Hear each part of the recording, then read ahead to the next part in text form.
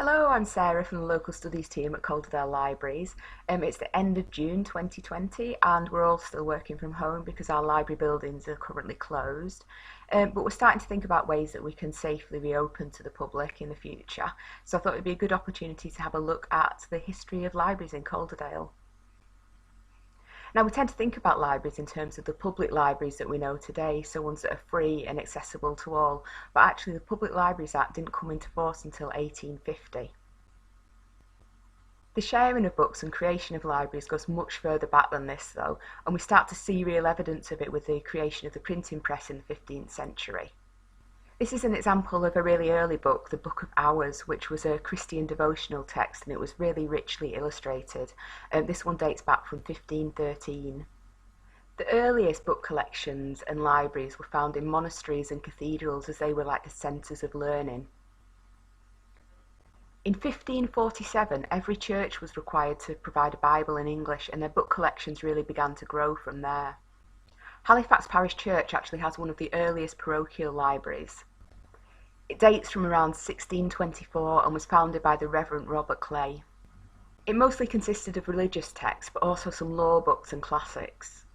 The library continued to grow because wealthy parishioners would often leave books to the church in their wills, and church accounts show that these books were maintained and loaned out to parishioners. Nonconformist churches also created libraries. For example, Oliver Hayward's private book collection was distributed across the country.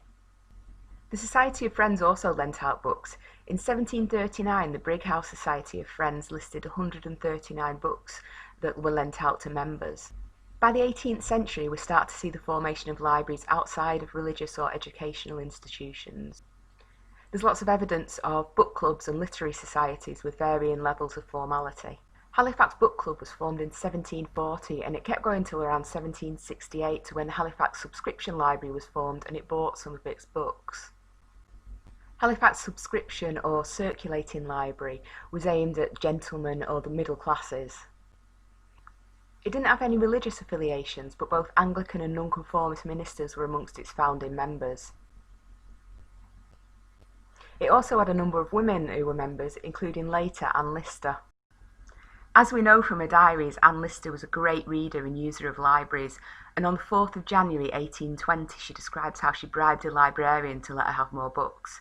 She says, "Gave the librarian 5 shillings as I said last September I would do, every half year, on condition of him managing to let me have as many books at a time as I wanted. Not, however, that I consider exceeding the regulated allowance by more than 2. In 1832, the library had some 2,700 titles. However, despite it being one of the largest libraries in Yorkshire, less than 1% of the population of Halifax were members. London Library was established in around 1776 and meetings were held at the Lord Nelson Inn. It's believed that the former vicar left lots of books in his will for the creation of a library. It held monthly meetings, so it fell somewhere between a library and a book club, but it was particularly unusual because it was in such a rural community and only had around 25 members. Todmorden had a subscription library. It's known as the Old Library and was established in 1798. It used to hold its meetings at the Golden Lion on a full moon between 7 and 9 p.m. Again, it was more like a literary society or a book club with subscribers being shareholders in the library. Early libraries were really only accessible to the wealthy and the educated, but by the 1770s the poor were considered to be sufficiently literate to start reading religious works, and the Northgate End Unitarian Chapel was established for this purpose, to illustrate the truths and enforce the doctrines of Christianity in a plain, easy and intelligible manner. Access to books for working class children was largely through Sunday school libraries that started to appear in the early 19th century. These libraries served a large number of children and they did much to improve literacy in West Yorkshire, as many more children attended Sunday school than they did day schools. This picture shows Square Chapel in Halifax, where the Sunday school became so popular that they had to build a whole new church to accommodate. The spire from this new church now forms part of Central Library. By the 1820s, mechanics institutes began to appear, and these were adult education institutes designed to teach science to the working man. They each had their own library and were really popular and set up across Calderdale, giving working class men in particular access to books. Libraries were seen as an essential feature in mechanics institutes, along with lectures and classes. As the range of subjects taught increased, so did the library collections. The mid-19th century saw the creation of many factory libraries for workers, so Crossleys, Ackroyds and Messrs all had factory libraries. This was part of a general move by mill owners to improve the lives of their workers, presumably to make them more productive. This article illustrates it quite nicely by describing the mill owner's duty of providing for the intellectual inspirations and development of those beneath them. These had the potential to reach quite a large number of working people, however they weren't free, and levels of literacy, especially amongst women who made up a large percentage of the workforce, were still pretty low, so the use of them was limited. This period also saw a growth in commercial libraries, which were often attached to bookshops. They were also known as penny libraries, and they provided popular works of fiction that often appealed to the working classes.